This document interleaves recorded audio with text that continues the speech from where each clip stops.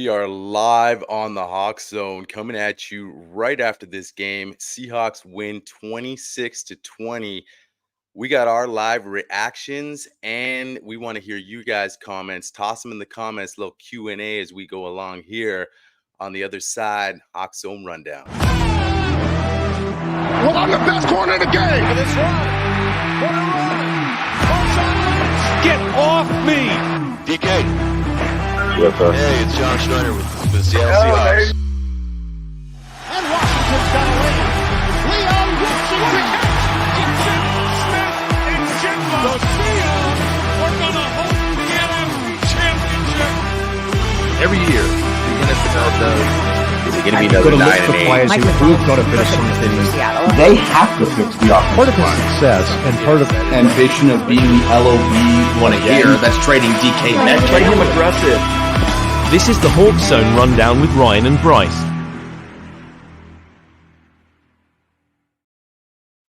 Guys, welcome back to the Hawks Zone. We're coming at you live. Our reactions immediately after this game. 26-20. Mike McDonald pulling out his first win. Bryce, going to get your reaction in a second here, man. Like, just kind of, we had a little preview show. Man, we were close to score here, man, but I did not expect the offense to come out like they did. Tale of two halves, so we'll talk about the second half, but man, overall first impressions of the game. At the end of the day, we're 1-0, feeling pretty good. Which give me some of your thoughts, man. Wow, was that a tale of two halves? Like, honestly, that first half of offense felt like a Pete Carroll regime offense. Like, I honestly thought Shane Waldron was calling our plays. Like, I thought he flew all the way back from Chicago, and Ryan Grubb was stuck in the washroom and couldn't get out. He locked him in there because, man, that was not a way you want to start any game. With the sack on first down, the pick right after, they couldn't move the ball. But then they did something that we haven't seen a lot of Seahawks teams do. They made halftime adjustments, figured out what they needed to do, and came out and decided that Ken Walker was going to actually be a part of this offense and fed that man the ball. And now you see what happens when you actually run the ball effectively. It opens up other things in the offense. Yeah, and like you said, that when we hired Grubb, everyone's talking about the high-powered, high-flying down the field offense. But when you know and you dub as well as you do, say, no, wait a second. Grubb has a huge run game as part of this offense, and you talked about the statistics that they had down at UW running the football. And like you said, that's the key here. And do you think it was a case where they came out in the first part of the game saying, we're just going to, because like you and I talked about, you had Sutton there, but everybody else is kind of like, on that secondary. So let's just go out and try to attack this thing down the field and get it off going like that. And then we'll slowly maybe get the run game going instead of saying right up the hop, let's get Ken involved and start it off like that. What do you think the thinking was there? I mean, obviously the interior play was real poor at the beginning of the first half as well. So that's another thing that was like, what an adjustment Grubb made. Some of the quicker throws we were seeing, obviously Ken Walker involved now too. But man, like you said, it was the adjustments, the tale of two halves, especially George Fant going down as well. That was another thing where you and I talked about, if he goes down, what happens? So you have all that going into halftime, and it was a completely looking different offense, man. But what do you think coming out, just trying to throw the ball to start the game?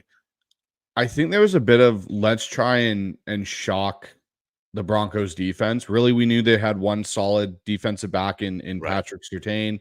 And I think part of it might have been how good that first drive looked in the Cleveland preseason game.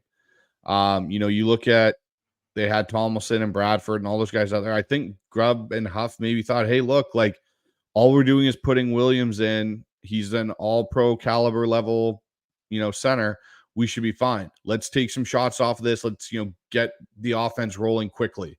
That's not the approach I would have taken. I would have wanted to get K9 going and get that O-line settled in and all of them settled in, because that was the one thing I think for me, and I was in the 12 Talk Pods Discord chat for the game. And the one thing I kept going back to was like run the ball, like get these O linemen going, calm the whole game down. You know, I get we've got DK and JSN and Chenault and Tyler and all these different weapons, but our biggest weapon is the ability to run the ball and give Geno time off of play action. And especially when that first drive went as poorly as it did in 2 plays, immediately after that, I would have started to come out with the run. And the problem was they went to it for a few, and then they went right back to this pass happy thing, and we couldn't get going again. When you haven't had starters play that much in the preseason, like Seattle did, this is kind of what you have to expect that first half may be like. Now, I didn't think the O-line was going to be that piss poor, which it was. Like, man, like it was bad. I don't know what to say about Tomlinson and Bradford, but my hot take, and I will preach this till week 6, I think Lamea and Haynes are going to be your 2 starting guards by the week 6 matchup we have, because both Bradford and Tomlinson could not pass pro to save their lives. Allen was in the backfield. Cooper was in the backfield. Like it was a nightmare. Forsyth looks like he's literally made of stone when he's trying to block offside or edge rushes off the outside. I think there's a good chance that there could be 3 rookies on this O-line before we're halfway through the season, until Abe Lucas is back to take the spot, because I think Mike Jarrell might offer you more athletically. But man, like, I don't know, dude. That D line for Denver isn't anything to really write home about. Well, we talked about that, right? Pros across the board. Yeah, we talked about that in our pregame show. As far as like nobody there scares you, and so when that's happening today, man, that's got to get you a little concerned. But sticking with the 0-2, man, Tyler Lockett show in the second half, man. Talk about people were so, I wouldn't say quick to write him off, but it's like, hey, we got JSN, DK, we're good. Tyler's old, he's 31, and really he still can ball, but you're like, okay, maybe he's falling down to that third guy. And I think last year too, there was a couple of times where Tyler dropping the football, which was uncharacteristic, and maybe people put that, man, he's getting on in age, but sometimes, hey man, that's just the way it goes. Sometimes you just drop the football, and I think that just didn't have anything to do with that. It was just one of those years. You see today, man, the last play of the game where we just saw Tyler, like, not the easiest catch to finish off that game. He went out and basically a veteran guy who's still a baller on his team said, I know the situation. Any means necessary. I'm not dropping this football. I'm making this play. And then the back shoulder throws with him and Geno, that, the chemistry, obviously, like, there was a situation where you're picking on those other DBs and saying, nah, I got this veteran guy. We got the chemistry. Good luck. You're not doing that against Surtain, maybe, but even, they went at Surtain too. DK, nice drag route there later in the game. They went, and the other thing I noticed too was a couple of one-on-ones right away. He wasn't afraid. There wasn't like, we're not going to throw to on Surtain's side with DK. We believe in DK. We believe he can outplay anybody in this league one-on-one. And they didn't connect there in that. What was that? That set was it the second series there in the game. Yeah. But I like the play. I like the shot. You and I talked about early. Get him involved. They got JSN involved early. But like you said, there was no flow obviously in the first half with the offense, because man, I mean, how many safeties you taken? All this kind of stuff. So it's like one of those things where you can't really.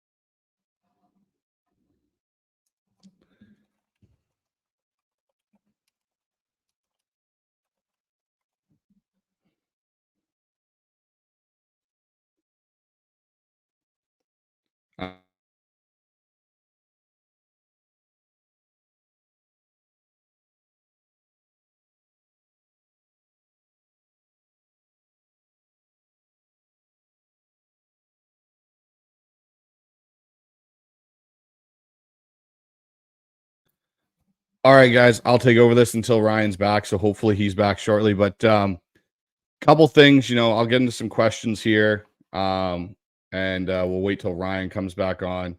Oh, am I frozen too, guys? Hold on a second here. Oh, looks like Ryan's coming back. All good there, Ryan? I'm back in. Here we go. Okay, perfect. All right. I missed what you were saying there, man. I had some tech issues there. You froze up. So, but no, when you were talking about Lockett there, the one thing I would agree with you is I think the one thing we saw today with Tyler is his ability to understand the situations the offense was going through. So in that regard, I look at why Gino went to him. Tyler gets open quick. Like he really, really does. And so I truly think that's why you saw Lockett's, the back shoulder throws, obviously the third down conversion there to end the game. He understands those situations because of how he's played in this offense for years. And so I truly think, that's where we're going to see the growth of Tyler Lockett potentially is in how does he help this offense when they get into situations like that? Let's go to some questions here. Anyone let me know if there's still tech issue. I know Ryan's kind of fixing with some stuff right now. So I'll bring in some questions right now. First one, well, it's more of a comment from Michael here. I was ready to hate Gino for the rest of the season, but he took his vitamins at halftime. Yeah, I'd have to agree with you, Michael. That first half, outside of his really long run he had, it definitely was something, that I think he's going to want to forget about as quickly as possible, as well as, the offense as a whole. It was ugly. It wasn't clean. I think that goes back to them not practicing in game speed enough during the regular or the preseason. The one comment I found really interesting that started the game, I don't know if you heard it, Ryan, was from the reporter that said before Gino even took his first snap that, he's motivated because the team didn't redo a deal with him or whatever. And I was kind of like, that's really interesting. I had a conversation with Rob Staten going back and forth a little bit on Twitter about it, where it was kind of like, that's not the thing you really want to hear right off the gate when he just signed his extension last offseason. Right. Like, it's not like we're 2 or 3 years removed from it, but that's the first comment that this, announcer made right out of the bat. I look at, another question we got coming in here from Josh. Thoughts on the O-line? Well, like I said, I think LeMay and Haynes are going to have to be the answer at guard with Mike Jarrell. I don't know what we do to fix that, because that might have been the worst interior O-line performance I've probably seen. I don't know. People may say even last year. I got to go back farther. I think it's as bad as the 2017 O-line that we had where Russ got, or the year before that, 2016, where Russ got hurt and, sprained his ankle in that Miami game and then his knee. Like, that was really bad. It was horrible. They did improve in the second half, but I think that was more to do with the adjustments clearly that Grubb and Scott Huff made in regards to, hey, let's run the ball. And again, Stone Forsyth looked absolutely horrible out there. It was just, Fant going down is a big thing. Obviously, now you hope Lucas gets back even quicker, man. But like you said, we sat here I think a couple weeks back and we said we were talking about the all 53, and we said we know this is going to be a concern, but how does Grubb work with it? How does he adjust with it? I think last season you had Waldron wouldn't know how to do that. If you had a first half like this last season with Shane, I don't think you'd see that second half with Shane. And to me, that's the difference. And for Ryan Grubb to come out in his first game and witness a half like that, his first half in the NFL, he could to be composed and say, you know what, I have a plan. I know what I want to do at halftime here, and come out, and this is what we want to do, and be effective, run the ball effective. The quick hitters, just, it's not like they were just running the football. They ran it effectively, but they were doing other things. So I think for me, that's where my confidence lies right now. I think, you're right. You're going to see Haynes in there probably sooner than later. You're going to, but It's just tough. It's week one also, and I think you look at it, and yeah, it was the interior was poor, and Stone, we know what you got there. But I think, like you said, the lack of play together with the preseason doesn't help the situation either. So let's give it a little bit of time, shore things up a little bit. Hopefully, we see some improvements. But I agree, you're probably going to see some different personnel changes throughout. It's not like you got guys across. But I mean, it was nice to see Connor Williams play, and get reps going with Gino, right, and playing his first game. So you take some positive, but like I said, when you have a tale of two offensive halves come together like that and completely different, that gives me confidence in the offensive play caller. What are your thoughts on that? Yeah, no, it definitely does. I look at it in a couple of ways, and I think maybe Grubb kind of got into his UW packages Yeah. with, hey, we're gonna come out and do this. And then once he started to balance out the play calling with the run a little bit more, you saw the team kind of take shape a little bit. And I think part of it too is you got to play off the defense, right? Like they didn't know Yep. what their defense was going to look like in this game. We got a good question here from Michael. I'll bring it up here, actually talking about the defense. So just give me a second here. He goes, was the Mike McDonald defense as advertised to you guys? I 100% agree. From when they got backed up on that first drive within their own 20 and they held them to a field goal, I was extremely impressed because there were no massive gaps. You get so accustomed to this Seahawk defense under Pete Carroll, where in the last 5 or 6 years, there were like guys running by themselves, and we were like, where's the closest defender? Like, why Especially is this guy across the so middle, open? especially across the middle of the field Oh, I for know. It was seasons. horrible. And you look at today, guy caught a ball. There was a guy like right next to him. Like he Well, was man, not going for a bunch of extra yards. You look at Julian Love. That is by far, you understand the contract extension now for Julian Love. That well, was Julian huge. Julian Love felt like to me the quarterback by far out there. And not only did he play well, but just first of all, everywhere on the field. But I'm not even going to sit here and say one guy stood out over the next guy on that defense. Obviously, Julian Love, his name was called a lot. But to your point, it was attacking the football, tackling was on point. Like I don't remember, there was maybe a couple of bounce offs, but it was get to the ball, swarm, and I'm finishing this tackle. How refreshing was it to see tackles, like Yeah. finishing tackles? Here's a shout out, Reek Wallen with a pick, like blanketing guys. Like we talked about this all offseason. We mentioned it before, in our preview show, how when, talking to guys and listening to guys in the press conferences, you felt this air of confidence that was real.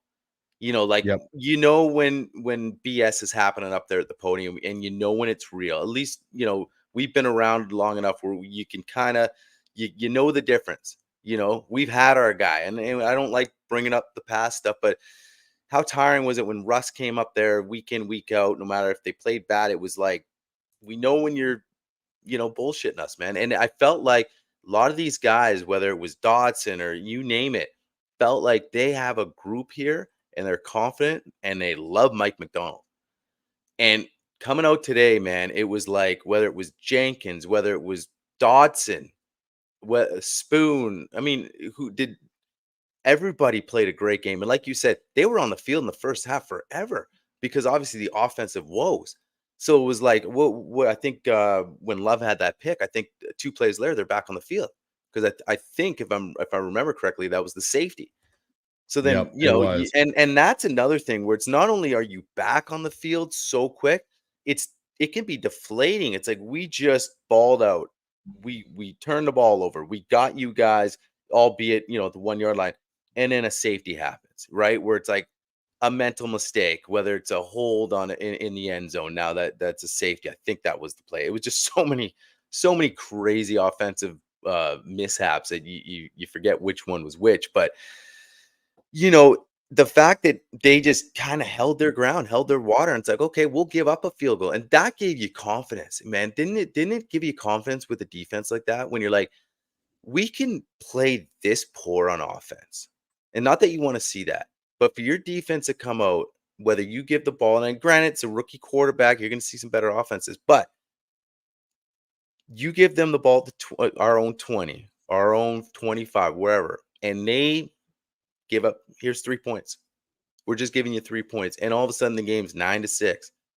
And you're like in the game. And as poor as you play, that to me, I took away from that. Like, yeah, you're frustrated with the offense and you felt like, okay, they'll do something later.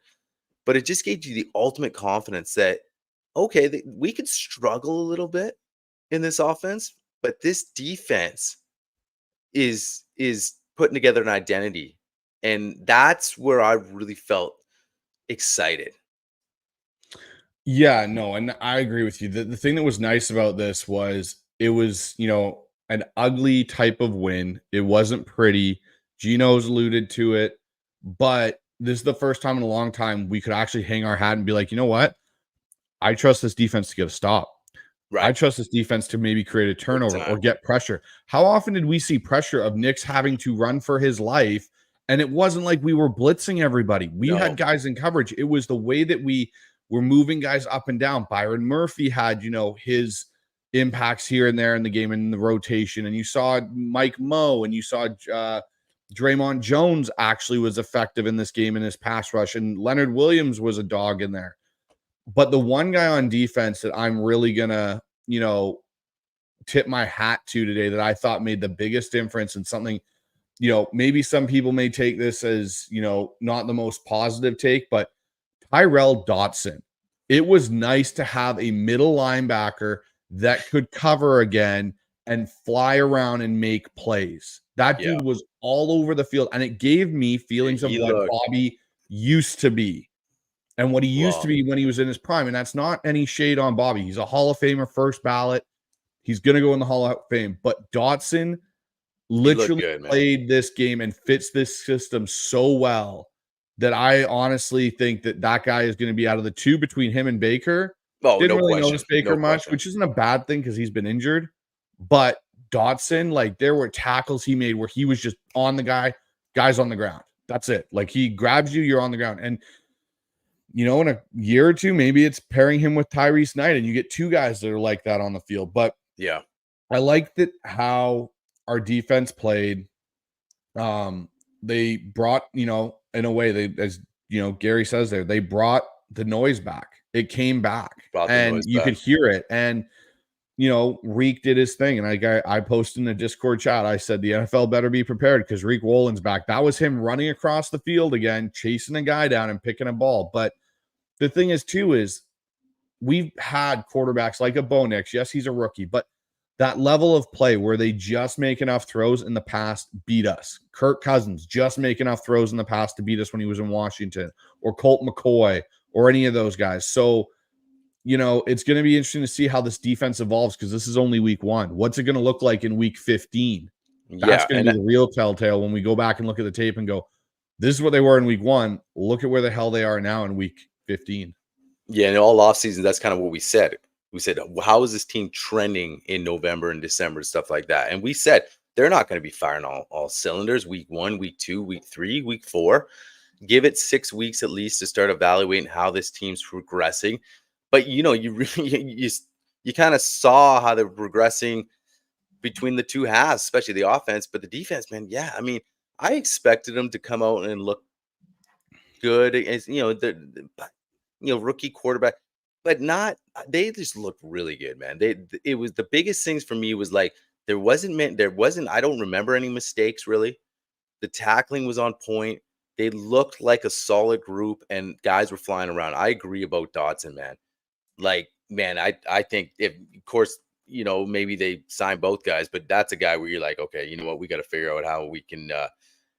And we're not jumping ahead and getting, we're just saying he looked like the guy, right? And where it's like, hey, wouldn't mind having this guy around Seattle for a few more seasons, man. Do you think part of the Seahawks win had anything to do with Bo not being really, that impressive? I mean, my take is obviously he's a rookie QB. That's the first off. You're coming in Lumen. We talked about that last week.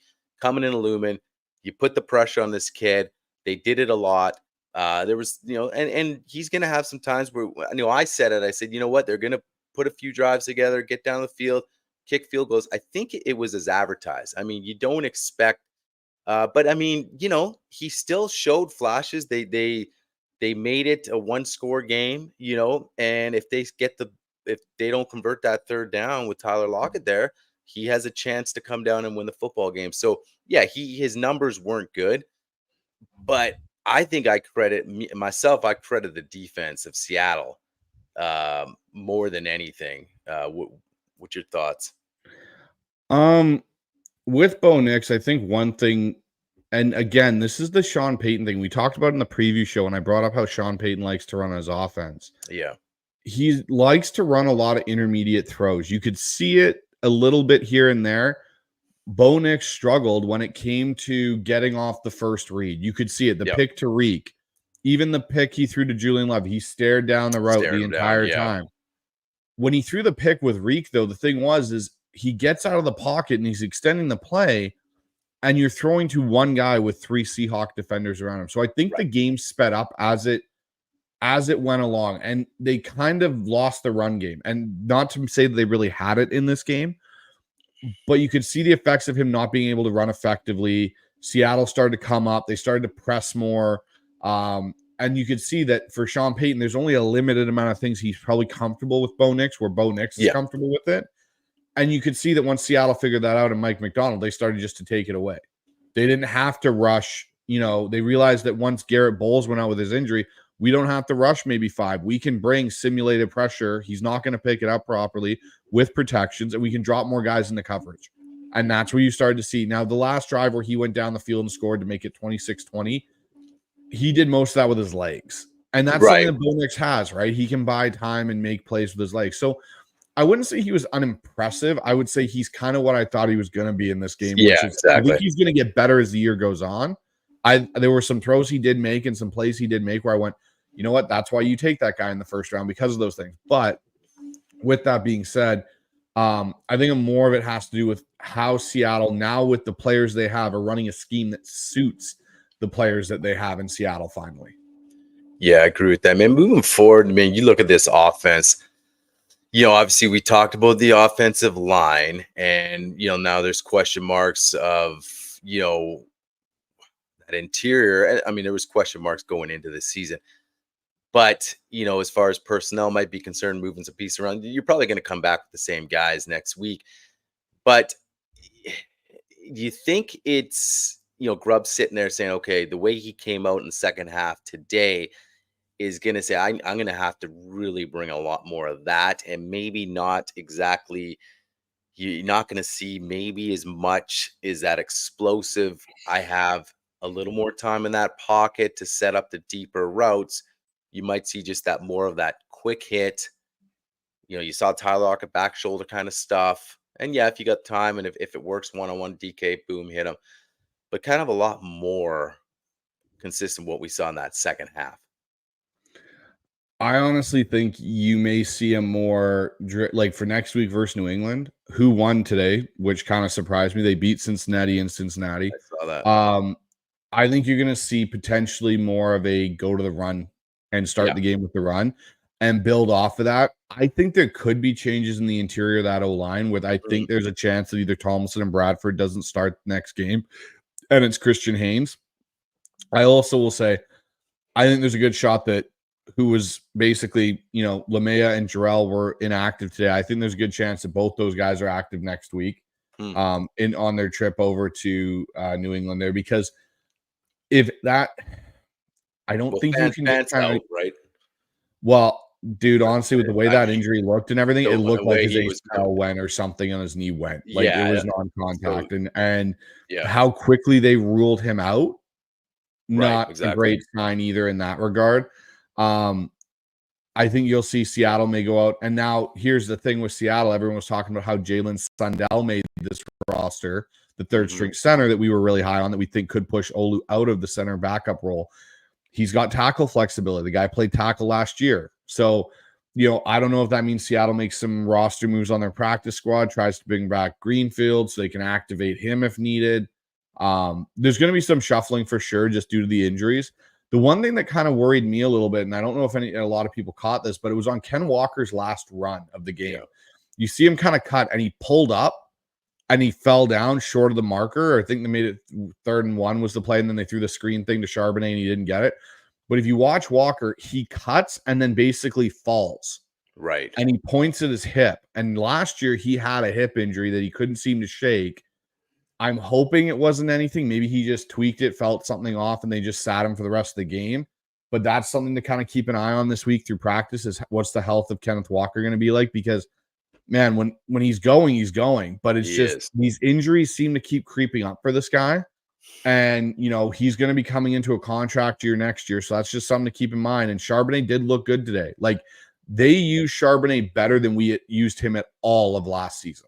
Well, and then also the catch Charbonnet had too, right? So you kind of saw that versatility from both guys, right? Walker catching out of the backfield.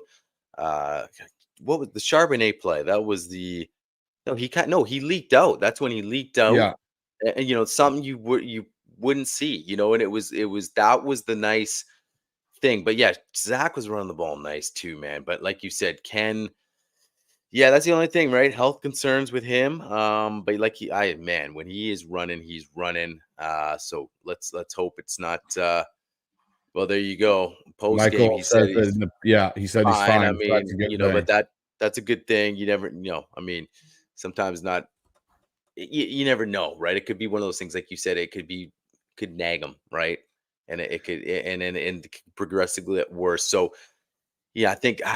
You take that with a grain of salt. I think sometimes guys come to the podium, right? You might not want to say too much. Yeah, I'm good, but it hurts, right? And then next thing you know, you get a little evaluated, and it's maybe a little different than you thought. But I mean, man, I want to see him healthy because we got high hopes for Ken, man. Like he's your number one guy, and you saw what happens when he's rolling, and it just opens up everything else. So, I think though this is the one thing I will say is. Seattle, these kind of performances from Geno are what are going to make people have hesitation about him as the future. And I get the O-line was a big issue, and I 100% agree. Obviously, you and me both know I'm an offensive coordinator. I coach quarterbacks. I get the interior O-line play had a big factor in that today, but that's always kind of going to be the knock on Geno is.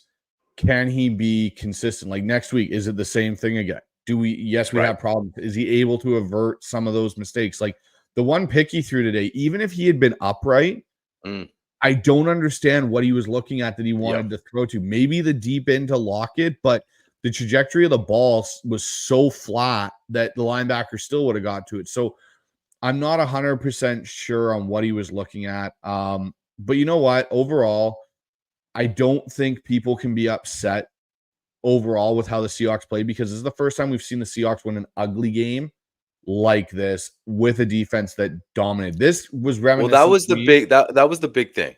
Yeah, and it gave me feelings of 2012, like when we had. I know, and you don't want to go there because people away say, "Oh, you compare this to Legion of Boom, man." No, but I agree with you. That's exactly what I've been thinking. Like right? It just had those that 10-9 style wins, right? Where 2012 is a good example. Well, 2012 is a perfect example because what did our team basically do in those games that year was rely on a defense that was really good, and then at the same time turn the ball and hand it off to Marshawn. Yes, we don't have Marshawn, but we got Ken Walker, and he's a pretty good back. So what they do, they relied on their run game and their defense today. And I know here's another good question coming in. So from Rudy Grayling, thoughts on Connor Williams? Look to me far and away the best lineman. Honestly, I agree. I think Connor Williams might have been the best lineman out on the field today. Charles Cross, I think, struggled due to the Tomlinson issues he was having to deal with on the left guard with his run mate there. But Williams looked good. You still can see he doesn't have, I would say, strength yet where he would probably like to be coming in. But overall, you can see the upgrade at center and how much it means. And I think maybe that might be some of it that they might take into consideration in practice this week is how much of it was difference for Tomlinson and Bradford playing with Connor Williams in the middle instead of Olu. Does that change things? Because I don't think Connor Williams is nearly the size of Olu. So there's some things there that you can probably chalk up to that. But overall, I think Ryan Grubb got his jitters out. I think the offense kind of got away from what they should be doing and are going to go back to it going forward. we'll see what happens throughout the week and what we hear throughout the week on some of these injuries on George Fant. And this may speed up the Abe Lucas timeline and see if he can go exactly. by week 4 and be ready to go.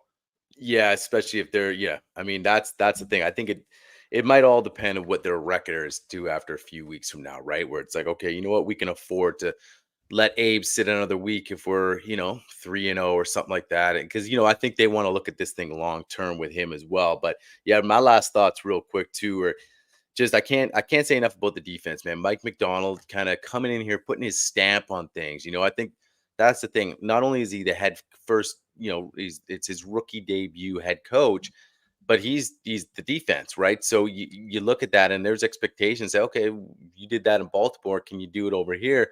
And man, it looked really good. It just looks sound. It looks sound, and 5 for 18 third downs, right? Like that, the Denver, so you were getting them off the field, right? And it was just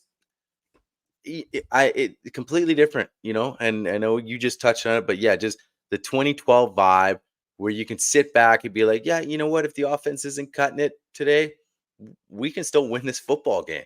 Turnovers, solid defense, just attacking the football. It was awesome to see, man. I mean, I'm sure you and I will go back and look at the tape again and dissect it. But guys, this is just we're coming at you immediately after the game. We're just giving you our live reaction. So, not every number in front of us, but it was what we saw and what you guys saw was definitely a refreshing thing to see on that defensive side for sure. So I got one more question, and then I'll say my closing statements on today's Yeah. game, Ryan. So Michael here, question: more impressed with Spoon or Wolin? I'm more impressed with Wolin because of what he went through last season. Spoon played Great. about as what we expect Spoon to do. He was over the field, he was making plays. Yes, he jumped up on that one. Bo Nix pump fake run in for the end zone for the touchdown. I was more impressed with Reek going back to being who Reek was and traveling and making plays on the ball, shutting down Cortland Sutton for most of the day, getting the pick. Reek kind of looked back to being what we saw when he was a rookie. So that was probably, Michael, to answer your question, I was more impressed with Wolin today, and I think he's potentially going to possibly go back to being an all-pro level corner this year, so we may end up with 2 of them.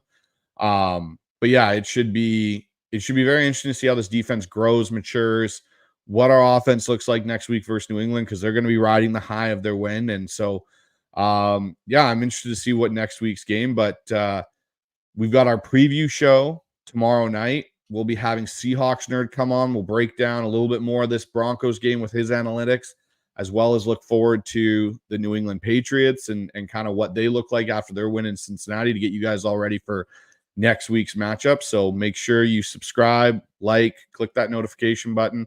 And I'm pretty sure we're going to have a surprise announcement for you guys either on that or on our post-game show next week in regards to something that we've dropped a little bit of tidbits of information earlier in our shows.